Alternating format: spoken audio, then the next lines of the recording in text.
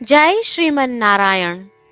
રામાનુજદાસ શ્રીમાન ગટ્ટુ વેણુગોપાલ સ્વામી દ્વારા વર્ણન કરેલ શ્રીમદ ભગવદ્ ગીતાનું ગુજરાતી ભાષાંતર હું આપને કહી રહી છું. અધ્યાય 10 વિભૂતિ યોગ, શ્લોક 34. મૃત્યુઃ સર્વહરશ્ચાહં ઉદ્ભવશ્ચ ભવિષ્યતામ કીર્તિઃ શ્રીર્વાક્ચ નારીણાં સ્મૃતિર્મેધા ધૃતિઃ ક્ષમા. ઓમ. ગીતાચાર્ય શ્રી કૃષ્ણ પરમાત્મા અર્જુન સાથે આપણને બધાને વિભૂતિ યોગ શીખવી રહ્યા છે. પરમાત્મા કહે છે, અર્જુન, હું મૃત્યુ છું જે સર્વે જીવોના પ્રાણોને હરી લે છે, અને હું કર્મ પણ છું જે સર્વે જીવોની ઉત્પત્તિનો સિદ્ધાંત છે. અર્જુન, સ્ત્રીઓમાં હું લક્ષ્મી દેવી, કીર્તિ, વાણી, સ્મૃતિ, બુદ્ધિ, ધૈર્ય અને ક્ષમા છું. મૃત્યુ સાથે સર્વે જીવોના જીવનનો અંત આવે છે. મૃત્યુ સર્વસ્વ નષ્ટ કરે છે, પરંતુ મૃત્યુને મૃત્યુ નથી. શ્રી કૃષ્ણ પરમાત્મા કહે છે કે તેઓ તે મૃત્યુ છે, અને મૃત્યુમાં તેમણે પોતાનું તત્વ ઉચ્ચ રાખ્યું છે. જન્મ મૃત્યુના ચક્રમાં જેવો મૃત્યુ પામે છે તેવો પુનઃ જન્મ લે છે. શ્રી કૃષ્ણ પરમાત્મા કહે છે તેઓ ભવિષ્યમાં આવનારા સર્વેની ઉત્પત્તિનો સિદ્ધાંત છે. દેવી લક્ષ્મી શ્રીમન નારાયણના પત્ની છે. દેવી લક્ષ્મી સમૃદ્ધિ અને કરુણાના અવતાર છે. શ્રી કૃષ્ણ પરમાત્મા કહે છે કે તેઓ લક્ષ્મી દેવી છે, અને તેમણે લક્ષ્મી દેવીમાં પોતાનું તત્વ ઉચ્ચ રાખ્યું છે. કીર્તિ, વાણી, સ્મૃતિ, બુદ્ધિ, ધૈર્ય અને ક્ષમા આ સર્વે અસાધારણ ગુણો અને સામર્થ્ય છે. શ્રી કૃષ્ણ પરમાત્મા કહે છે કે તેઓ આ બધા ગુણો છે, અને તેમણે તે બધા ગુણોમાં પોતાનું તત્વ ઉચ્ચ રાખ્યું છે. ચાલો આપણે શ્રી કૃષ્ણ પરમાત્માના ઉપદેશોનું સ્મરણ કરીએ.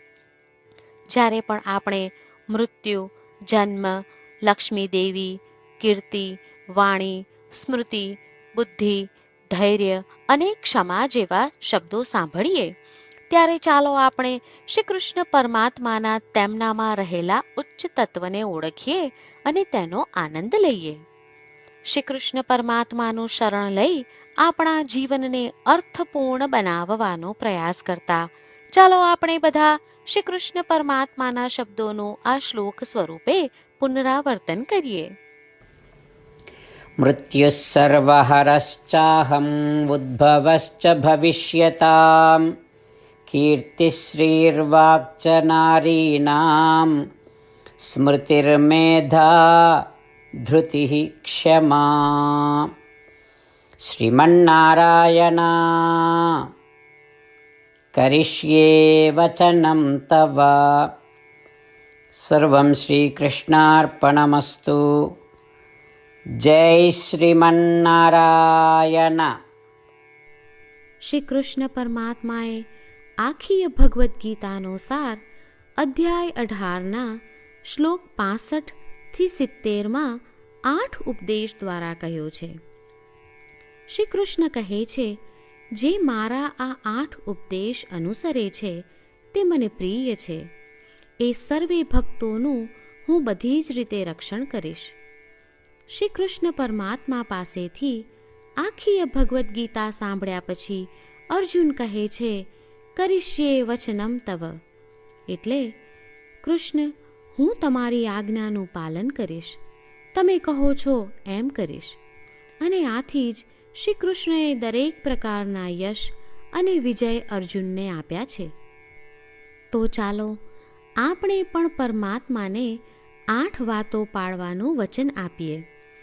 પરમાત્માને આપેલા વચનથી મોટી કોઈ પૂજા, તપ કે યજ્ઞ નથી. 8 પ્રતિજ્ઞાઓ જે આપણે લેવી જોઈએ તે હું હવે કહું છું. આપ સૌ પણ એનો મન અને હૃદયથી વિચાર કરો. આ રીતે શ્રી કૃષ્ણને વચન આપતી વખતે આપણે સૌ શ્રી કૃષ્ણની હસતી મુખમુદ્રાનો મનમાં વિચાર કરીએ અને પરમ આનંદનો અનુભવ કરીએ. જય શ્રીમન્નારાયણ. આપણા 8 વચનો આ પ્રમાણે છે. આપણું પહેલું વચન: હે શ્રીમન્નારાયણ, તમારા ઉપદેશ પ્રમાણે હું હંમેશા તમારું ધ્યાન અને ચિંતન કરીશ. આપણું બીજું વચન: હે શ્રીમન્નારાયણ, તમે કહ્યું છે તેમ હું સદાય તમારી ભક્ત રહીશ. આપણું ત્રીજું વચન: હે શ્રીમન્નારાયણ, હું મારા કર્મો તમને સંતોષ થાય તેમ અને તમારી સેવા માટે કરીશ. આપણું ચોથું વચન: હે શ્રીમન્નારાયણ, તમે અનુસરવા કહ્યું છે તેમ મને પૂર્ણ શ્રદ્ધા છે કે હું તમારી છું. હું સદાય મારા હાથ જોડી તમને નમસ્કાર કરીશ, તમારી ભક્તિ કરીશ. આપણું પાંચમું વચન: હે શ્રીમન્નારાયણ, હું તમારા શબ્દો યાદ કરું છું. મામેકમ શરણમ વ્રજ, તમે તમારી શરણમાં આવવા કહ્યું છે. શ્રીમન્નારાયણ, હું માત્ર તમારા જ શરણમાં છું.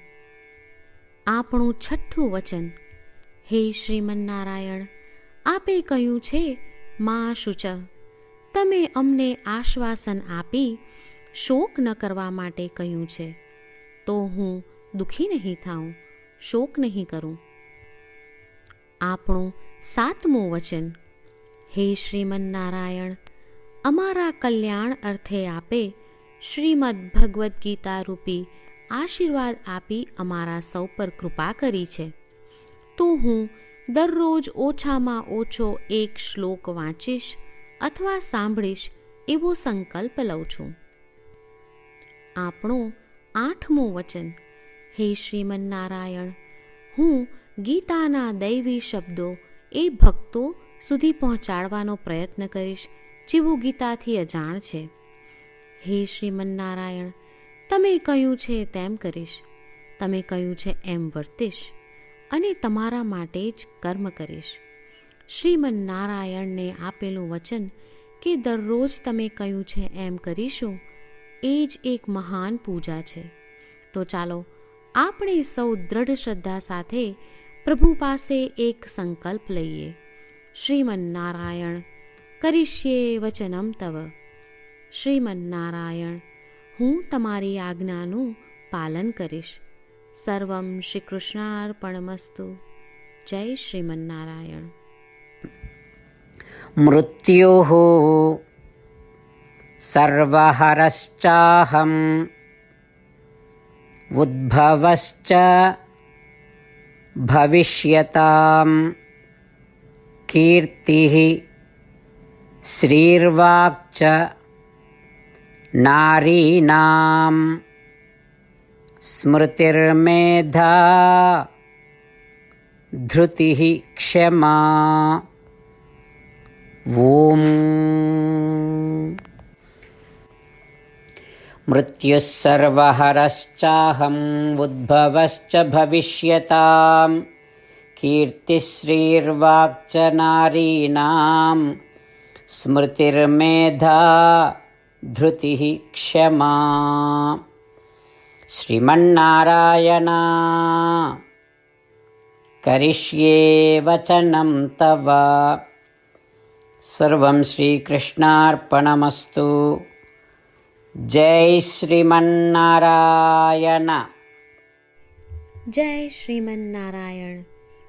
તમામ ભક્તોને ખાસ વિનંતી: આપણા જીવનની દરેક બાબતોમાં આપણે તાત્કાલિક અને અસરકારક પરિણામો ઈચ્છીએ છીએ. આ પ્રાપ્ત કરવા માટે ચાલો દરરોજ 1 મિનિટ ફાળવીએ અને નારાયણાસ્ત્રમ વાંચીએ. નારાયણાસ્ત્રમ મેળવવા માટે તેની વેબસાઇટ જે www.narayanaastram.org છે તેના પર જાઓ અને રજિસ્ટ્રેશનમાં તમારું નામ અને ઈમેલ આપો. તમે આપેલા ઈમેલ પર તમને નારાયણાસ્ત્રમ PDF પ્રાપ્ત થશે. PDFમાં રામાયણનો એક શ્લોક, ગીતાનો એક શ્લોક અને એક વિષ્ણુ નામ છે. આ 3ને નારાયણાસ્ત્રમ કહેવામાં આવે છે. દરેક વ્યક્તિને આ શ્લોકોનું અલગ અલગ સંયોજન પ્રાપ્ત થાય છે. જ્યારે દરેક વ્યક્તિ 24,000 ભક્તો સાથે તેમના નારાયણાસ્ત્રમને દરરોજ વાંચે છે અથવા સાંભળે છે, ત્યારે સમગ્ર રામાયણનું 1 વાર પારાયણ, શ્રીમદ ભગવદ્ ગીતાનું 33 વાર પારાયણ અને વિષ્ણુ સહસ્ત્રનામનું 24 વાર પારાયણ રોજ પૂર્ણ થાય છે. આ એક અદ્ભુત અને અસાધારણ પરિણામ છે. તેથી તમે અને તમારા પરિવારના સભ્યો તરત જ વેબસાઇટ પર જાઓ અને તમારું નારાયણાસ્ત્રમ મેળવો. જય શ્રીમન્નારાયણ.